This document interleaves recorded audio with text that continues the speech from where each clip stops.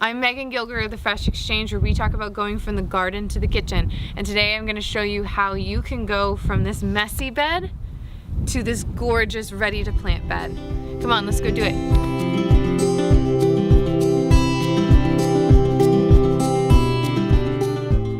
All you need to get started is very simple. You need a shovel, a rake, a hoe, great garden gloves, a stake and some twine, a tiller. We have an electric tiller from Greenworks, and a wheelbarrow. You will also need some mulch and compost as well. So first you'll want to gather your tools, set some stakes, and use your twine to mark out the area that you are going to be turning into your garden bed. This will give you your parameters that you need to know where to till, remove weeds, and so on. Then start using your shovel to remove any difficult weeds before you start tilling. This will make it easier. We removed all of our weeds that were big, deep-rooted weeds that were going to be a challenge for the tiller even to handle. After you pull all the weeds, you next will use the tiller to till up the ground, and the reason you want to do this is because it will open up the dirt, allow you to remove any other weeds and grass, as well as loosen up any rocks. You want to remove rocks because they can hinder the root growth of your plants. So this allows you to open it all up and make sure it's ready so that you can add your compost on top. After you've done the tilling, now is the time that you will remove everything that was tilled up. So you'll remove the rocks, any other weeds, grass, take them out of the bed and put them in a wheelbarrow and wheel them away, whether to a compost pile or another area where they can decompose separate from your garden space. You then will rake and even out the dirt and prepare it to receive the compost. So yesterday we removed all of the weeds from the bed. We tilled up the ground. We used a hoe. All of that came out. The thing is that during the summer, a lot of the weeds and things that we didn't have time to maintain kind of overtook our garden beds, which I'm sure you've had the experience with. So we simply loosened the soil, removed all the stuff we didn't want, and now we're about to lay the lines and set everything and prepare it to put the mulch and the compost down so that we're feeding the soil properly. So next we're going to be laying the mulch, which we're going to be putting around the bushes that we have on the outside of our wall here, or our vegetable patch. And then we will be laying the compost after that and putting that where we're going to be planting vegetables, herbs, flowers, all of that. And the difference and why we're using both of these is very simple. So mulch is wonderful because all it is basically hardwoods that have been shredded, chopped up, and it will just naturally decompose into the ground. It will also retain moisture, and that's why we're putting it around the bushes, is it will help keep the moisture levels consistent around them, but we want to make sure that there's a hole, and I'll explain this when we get over there, but you leave space around the base of the bush or tree so that you're not over moisturizing the base of the plant itself, because then it's going to rot.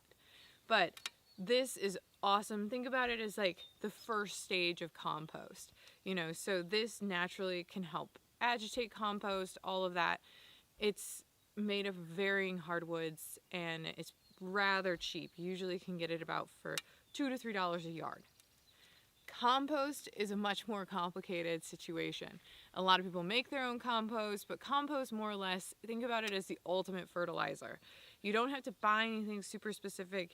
Most vegetable gardens will be very happy with a good 1-inch, 2-inch layer of new compost on them between growing seasons. So I like to do it either in the spring or the fall, depending on when I can get to it. More or less, compost is just decomposed natural materials, whether it be scraps from the garden, scraps from your kitchen, anything but meat. You can use even manure, things like that. Compost ranges in quality, types, all sorts of things. You can find it anywhere between $8 to $15 a yard, all depending on what has been used to create the compost. Let's go over there and start spreading this mulch. So now I am putting down the mulch here, and you want to get a good consistent layering here. I would say about 2 inches deep, and you're just going to spread it evenly so it's like flat and nice, and then you're going to want to create a round space about 2 fingers around the base of your bush, if you have them, or your trees. This is a hedge that is very young, but it eventually will be a full hedge, and it creates a wind barrier as well as it deters the deer naturally, in the sense that it creates varying heights that the deer don't enjoy trying to figure out if they can jump over. So they will actually stay out of here because of these bushes, not because they like deter them from a scent or a plant standpoint, but because of the heights and varying textures of them. It freaks them out. So we don't get deer in here because of that. So I'm just going to spread this, and then we'll move on to compost.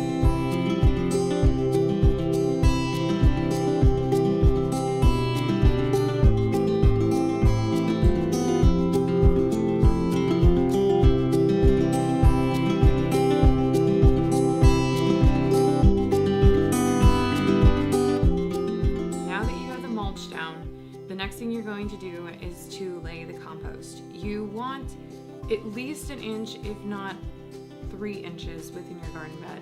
And what this is going to do is you're going to spread it evenly using a rake, moving it with a wheelbarrow. I like to get it delivered because this eliminates the amount of plastic waste that you create, because there are no plastic bags when you have it delivered as a trailer full. It's a great way to save. As you add the compost, you're going to evenly rake it within the space that you've designated, and then what you're going to do is you're going to want, after it's even, you'll want to walk it, just kind of tamp it down and give it a good watering afterwards. Or if there's rain coming, don't worry about watering it. It will start sinking it into the ground and making it a part of the topsoil underneath.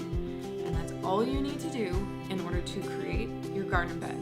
At this point, let it rest for 1 to 2 weeks, and it will be ready for planting.